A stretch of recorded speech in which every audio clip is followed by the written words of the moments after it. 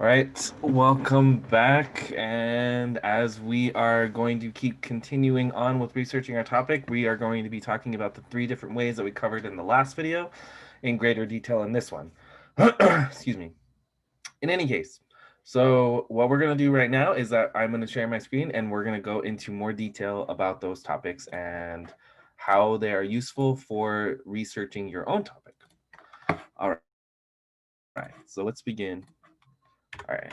He's just such a little cutie. I love this slide. So cute. All right. All right. So next. So in discussing the topics that we've already talked about, one of the ways in which we can research a topic that we want to do is to choose a topic that we already know about, right? And so when we think about topics we already know about, we can connect these things to the narrative and cultural artifacts, speeches that you guys have already finished. And this is kind of like something that I have said in our previous video, but keep in mind that things like topics like this are like experiences that we have had personally, right? Like, and we are those experts that are on that. And we're experts in these topics because because just like the narrative and cultural artifact, it is by your own experience, right? And so topics that we choose that we already know about are typically topics that we actually already have a great deal of knowledge on already.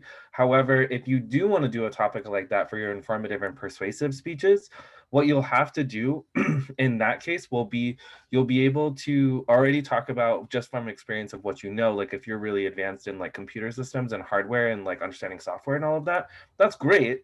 But I'm gonna want to see like some type of like scholarly article that's about that, right? You're going to have to back up everything that you're saying with evidence and proven evidence and what that is.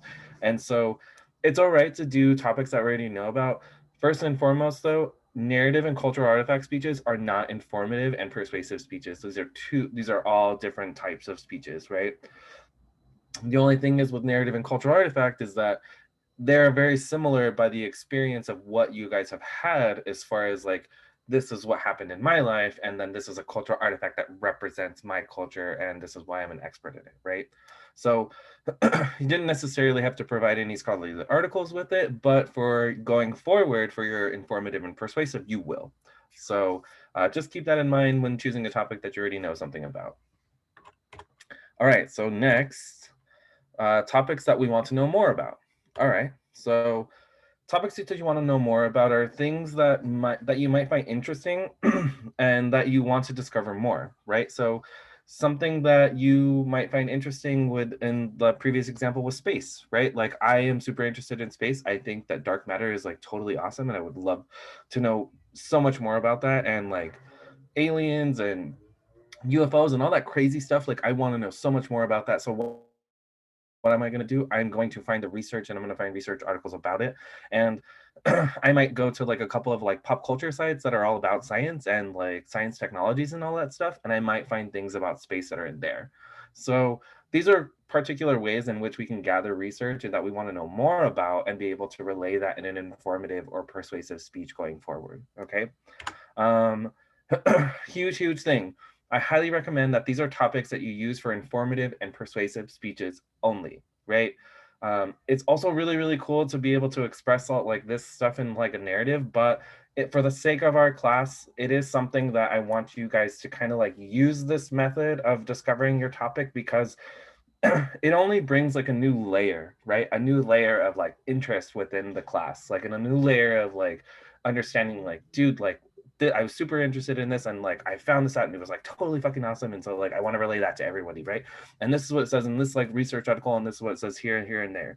And so when you guys are doing things like that, I really would like for you guys to pay attention to using this particular form of researching a topic and finding something that you're super interested in by using this, because it only makes your topic more exciting for us and not just for us, but also for you. So it's really great.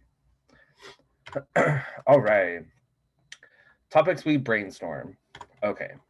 So there are three ways in which we can brainstorm things, right? And so if you're just like totally drawing a blank, three different ways to do brainstorming are first by taking a personal inventory, right? So like whatever is in your head, right?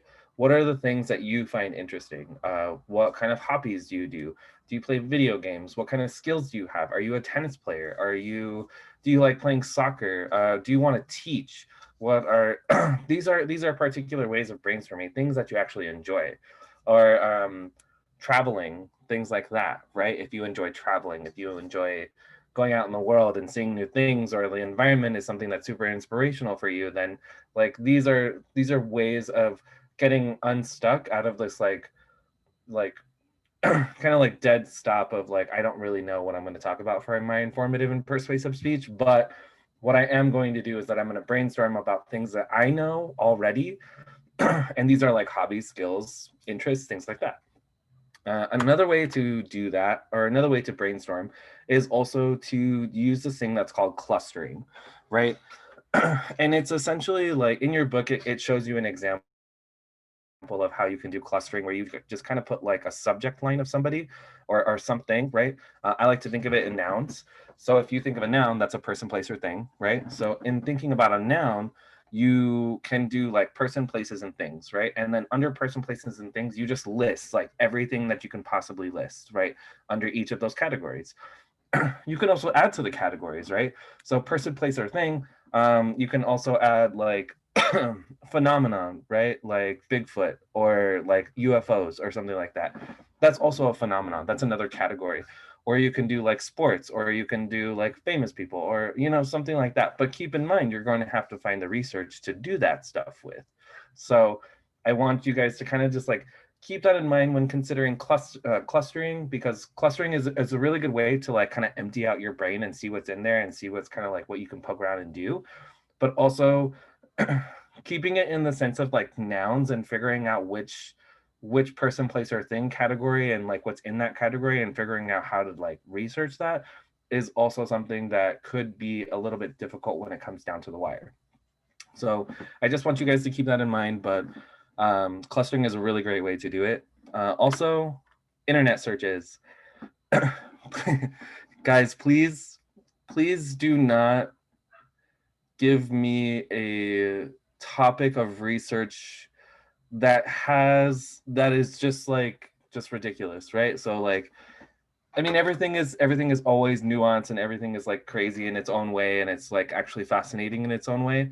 However, keep in mind that like when you're doing your internet searches, don't just type in porn, right, into Google, because it's not going to help you, right? Or don't type in like drug trafficking, because it's not really going to help you. What I would want you to do is to kind of like think of something that's nuanced, right? So if you're actually interested in like the porn industry and like how that functions and what the functions of porn industry is, type in organizational aspects of porn, right? Or like the porn industry, or instead of just using one word, use like porn industry, or like things like that, things that will broaden the search even more. Because when you just use porn, like it's just going to give you like a ton of articles that are just really not going to help you in any way. So internet searches, I would say they're a little bit more difficult. However, be strategic with the way that you're going to use internet searches to be able to help you find your topic for informative and persuasive. Okay? Because that's what a search engine does, right? It just keywords like that one word, and it just filters everything that's out there.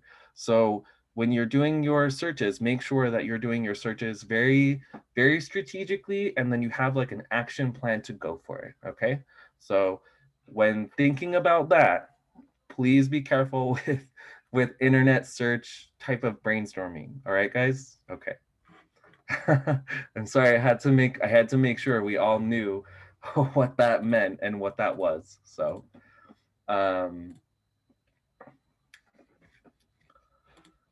give me one quick second. Oh geez. Anyways, sorry, I realized that I have a typo in my slide, and yeah, I gotta take it off of Blackboard and put it back on. So don't worry, you guys will have access to it, so don't worry about it.